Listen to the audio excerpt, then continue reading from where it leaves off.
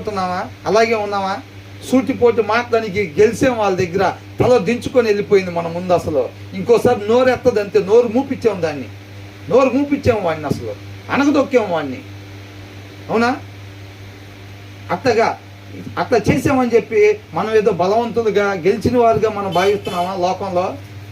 వాళ్ళ ముగింపు ఎలా ఉంటుందో ఈ కీర్తనలో నుంచి దేవుడు మనతో మాట్లాడుతున్నాడు అన్నమాట.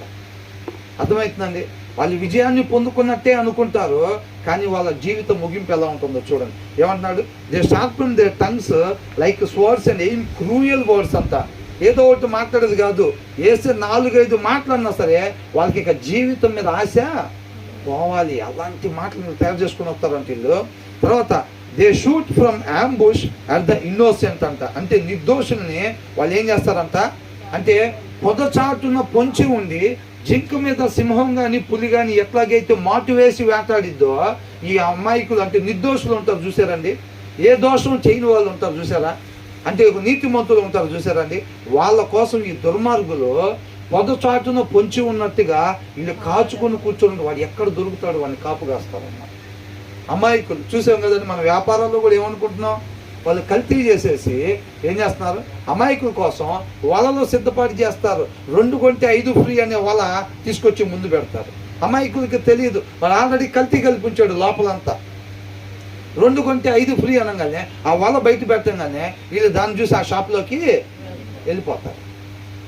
వెళ్ళిపోగానే వాళ్ళు బయటికి ఎట్లా ఉంటారంట, నీతి మంతులు లాగానే ఉంటారు. సార్ రండి సార్, వాటర్ తీసుకుంటారు, కాఫీ తీసుకుంటారు అంటారు. వాడు ఆ కల్తీ వైపు ఏం చూడకుండా 2 కంటే 5 ఫ్రీ అన్నారు కదా, ఒక 2 ఇవ్వండి అని అంటాడు. అంటే వాడు 2 + 5 7 కౌంట్ చేసుకుని వస్తాడు. బయట పడిపోతున్నాడు ఆ వల్ల లోపల. సార్కి ఒక 7 ఇవ్వమ్మా, 7 సరిపోతాయా సార్ అని అంటాడు. మోసం ఎంత బాగా మాట్లాడతారంటే వాళ్ళు. ఎప్పుడన్నా కొంటే ఆ షాప్లోనే కొనాలి. బయటికి ఎలా ఉంటుందంట, ఎప్పుడన్నా కొంటే 1 అడుగు దూరం అయినా సరే ఆ షాప్ మనకి, ఆ షాప్ దగ్గరికే కొనాలి. మా అన్నయ్య పలకరించినట్టు పలకరిస్తారు, మా అక్క పలకరించినట్టు పలకరిస్తాడు. దొంగ ఎట్లుంటాడండి, నేను గజ్జి దొంగ నన్ను రాసుకొచ్చుకుంటాడా? అవసరమైతే వాడు ఏం చేస్తాడంటే టీషర్ట్ ఇన్నోసెంట్ అనో లేకపోతే హ్యూమన్ బీయింగ్ లాంటిదో అట్లాంటివి సెలెక్ట్ చేసుకొచ్చుకుంటాడు దొంగతనానికి వెళ్ళేటప్పుడు, డౌట్ రాకుండా. అవునా?